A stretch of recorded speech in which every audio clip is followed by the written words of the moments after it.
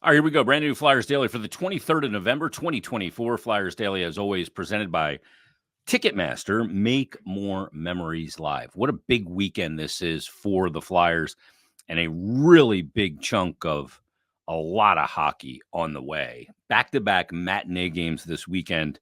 How about the surging New York Rangers coming in Saturday afternoon, 3 o'clock at Wells Fargo Center?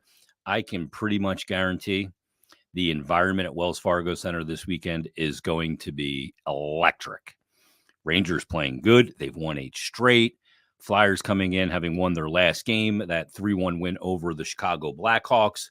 And then the Flyers, after the game, going to head right to Pittsburgh to take on the Pittsburgh Penguins. Maybe an opportunity to put close to a final nail in the Penguins 2023-24 season coffin. So a huge weekend for the Flyers and a big week of hockey ahead. They'll come back to Wells Fargo on Tuesday, wrap up the month of February with a game against the Tampa Bay Lightning. And then Friday, they'll kick off the March schedule, 15 games in 30 days with Washington. And it's going to be a tremendously busy month of hockey. And as we sit here on this date, on the 23rd of February, 2024, the Flyers right now, according to the Money Puck playoff odds or playoff tracker, the Flyers in a great position right now to make the postseason. They have a 78.3% chance to make the playoffs as of this point. And that's a huge jump from the next team that's got a chance, and that's Detroit at 51.6. Flyers' best chance, obviously, to stay in the top 3 in the Metropolitan Division, where they sit right now, and in a very good spot to be able to do that. They've got a little buffer. Yeah, it was a missed opportunity against the New Jersey Devils in the Stadium Series to make that gap between 3 and 4. Of course, top 3 guaranteed to make the playoffs. 4 then goes into the wild card pool in the Eastern Conference. But the Flyers through 57 games, 67 points, in a good spot right now, 7 points up on the Devils, who have played 55 games at the time of recording.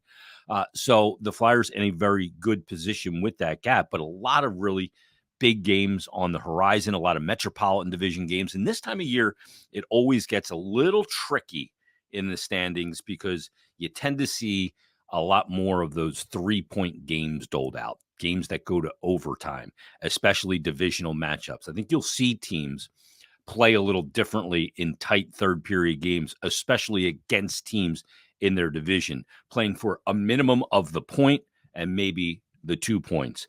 So I think you see that strategically at this time of year, as well as this push to the playoffs is officially on. And like I said, Flyers in a very good position to get there at this moment. And, you know, some things are going to happen over the final stretch of this schedule. Now, the Flyers have the 12th hardest strength of remaining schedule.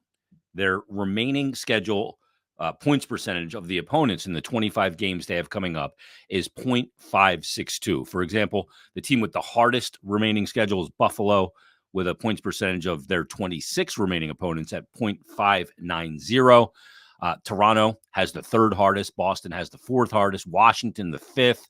Pittsburgh's got the 7th at .567. New Jersey also .567. So some of the teams they're battling also with tough schedules. So the Islanders, for example, have a slightly easier schedule than the Flyers. Flyers at .562. The New York Islanders, 27 games played, .556 is the points percentage of their remaining opponents. The toughest opponents for the Flyers, here they are. The Florida Panthers twice. Absolutely a cup contender. The Boston Bruins 2 more times. They have the Rangers this Saturday and 3 more times total through the remainder of this season.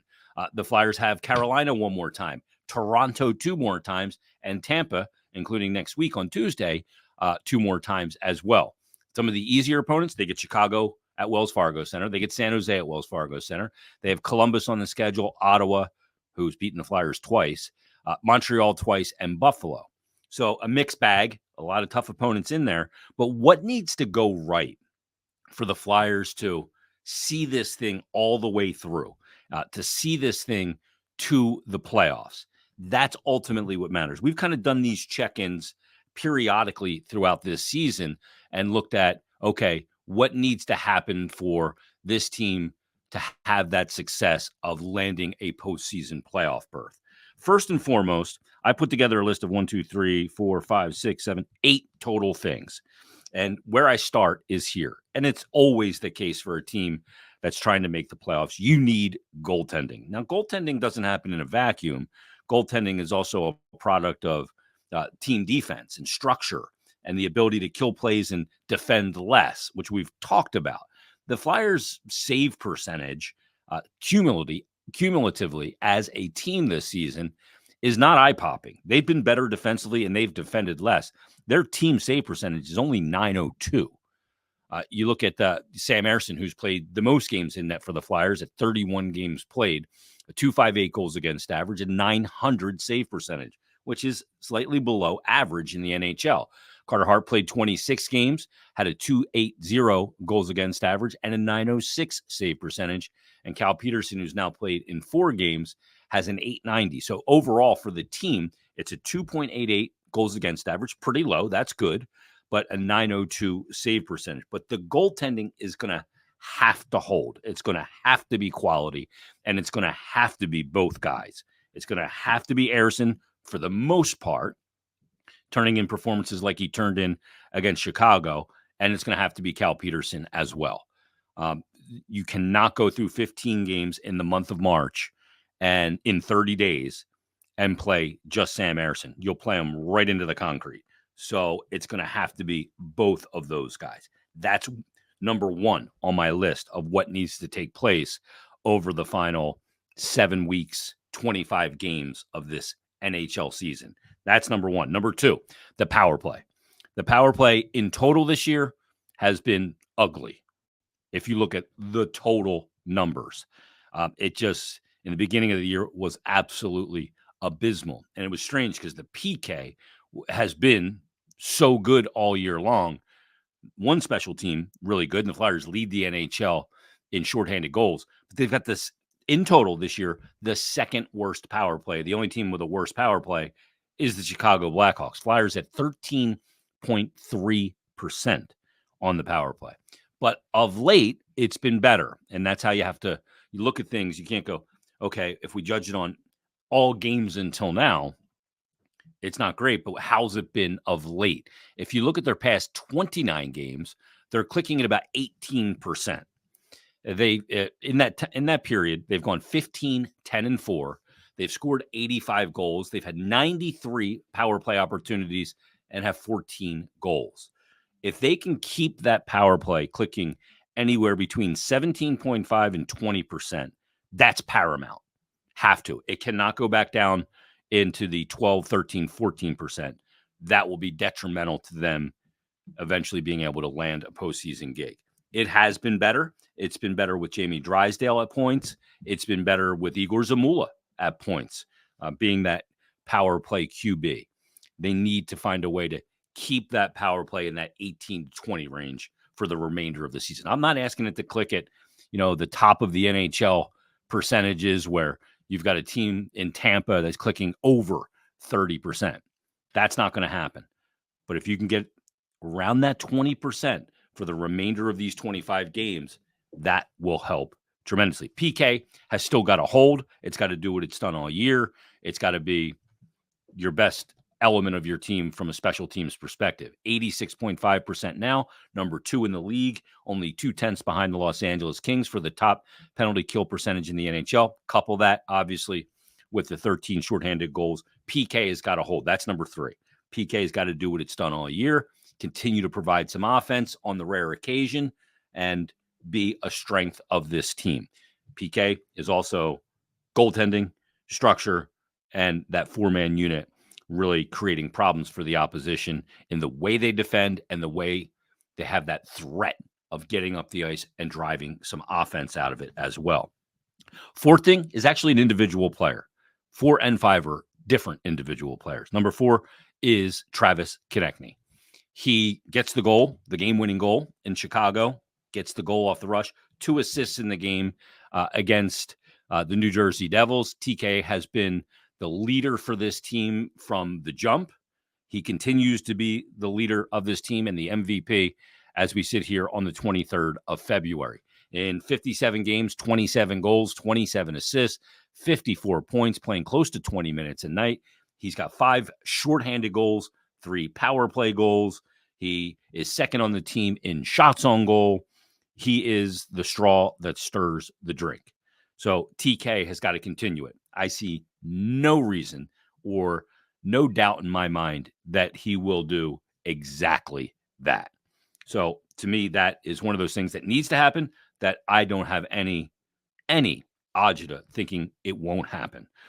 The next player, number 5, is Joel Farabee. He is the team's second leading scorer with 43 points on the season in 57 games. He's got 17 goals, 26 assists, 2 power play goals, and a guy that's playing over 16 minutes a night.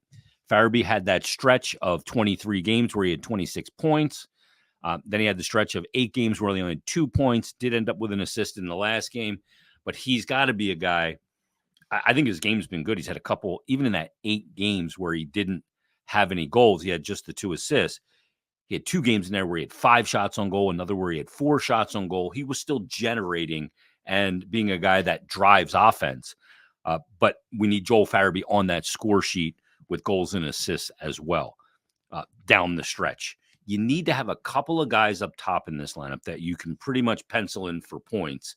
And Owen Tippett, I'll put it into the same category, has got to be a guy that's got some real drive in the games in the sense that when they go on the ice, they really put the opposition in a perilous place to defend them. Konechny's definitely one of those guys. Farabee is one of those guys. It needs to be it coming down the stretch. And Tippett is another one that can really impact how a team has to defend when they're on the ice. And the good thing is sometimes all 3 of those guys are on different lines.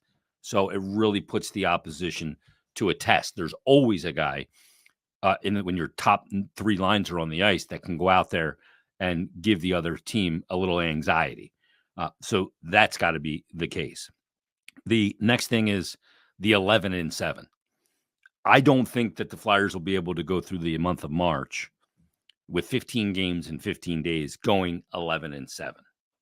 2 other teams have played 11-7 more than the Flyers this season. One of them is San Jose. Okay, they stink.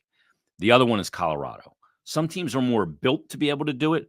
Flyers have had to do it out of necessity, but going through this entire month of March with 11-7, I don't think is a viable option. You can do it once in a while.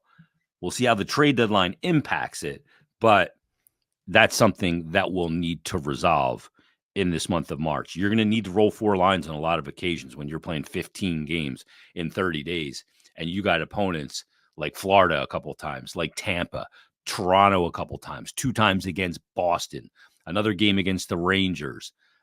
So you've got a tough schedule. You're going to have to be able to run 12-6. That's going to be a part of the equation to get the Flyers to the postseason. How often can they do that and get away with it? Ideally, you wouldn't like to have to do it at all. But we'll see how that plays out with health, with anybody that may be moved at the deadline or any acquisitions, and how that all kind of frames itself. But I don't think you can go through 15 games in 30 days running 11-7. It's just not viable. Next thing is how you handle opposition star players. Now, they handled Bedard the other night, and he's not at the level right now, not yet, he will be, of Connor McDavid or Nathan McKinnon or Leon Draisaitl or David Pastrnak or Nikita Kucherov or Artemi Panarin. He's not there yet. But you're going to see all of the guys I just mentioned, with the exception of McKinnon, down the stretch. You're still going to see Pastrnak and Marchand when they face Boston. You're going to see Kucherov, Hedman, Braden Point, and Stamkos in the multiple games you have against the Tampa Bay Lightning. We're going to see in this Ranger game Artemi Panarin, Mika Zibanejad, and Kreider and Fox. You're going to see those guys. You're going to have to figure out a way to not let them burn you. You're going to see Austin Matthews and Mitch Marner, John Tavares, and William Nylander in the multiple games you have remaining against Toronto. Got to find a way to not let those guys put a hole in the middle of the hull of your ship enough to sink it. You can take some shots from them and they can get some points, but you cannot let them absolutely take over a game and beat you. You have to try and force the opposition to beat you with a weakness. And that's going to be awareness on the ice, detail in play, detail and diligence in defending, being on the right side of the puck, all of those things. You've got to control the damage that the star player from the opposition does. Because again, we're going to see a ton of them down the stretch. It's just what's on the schedule. There's nothing you can do about it.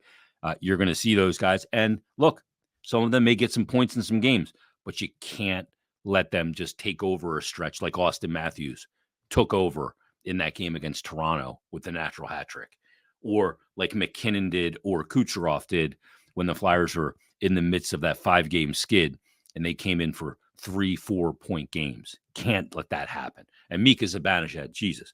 I mean, we cannot let him come in and have a 6-point night for obvious reasons. He's got 6 points. They scored 6 goals. You're just not going to win much when that happens. Now, the last thing is something they have no control over.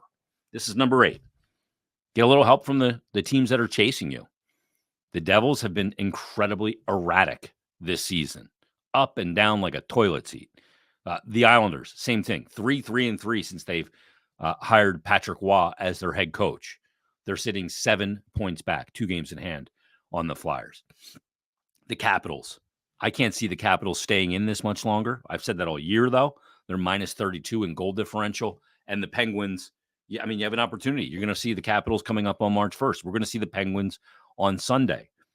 You need help from the teams that are chasing you, but you can also provide help and damage to the teams that are chasing you by making sure you come out with more points in those games than they get.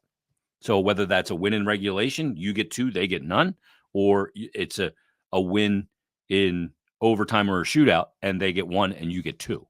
So that's going to be a really big element coming down the stretch here as well. So again, the 8 things that need to happen for the Flyers to eventually push this over the goal line after 82. They have the 78.3% chance to make the playoffs as we sit now. What do they need to do? The 8 things are: goaltending needs to hold, power play needs to be clicking at that 18 to 20% range for the remainder of the season, like it has over their last 29. The PK's got to hold and also still provide some offense on the power kill. Konechny's got to keep doing what he's done all year. Farabee's got to be a little more omnipresent and consistent on the score sheet to match his play. The 11-7 can't happen for the entirety of the month of March and into April.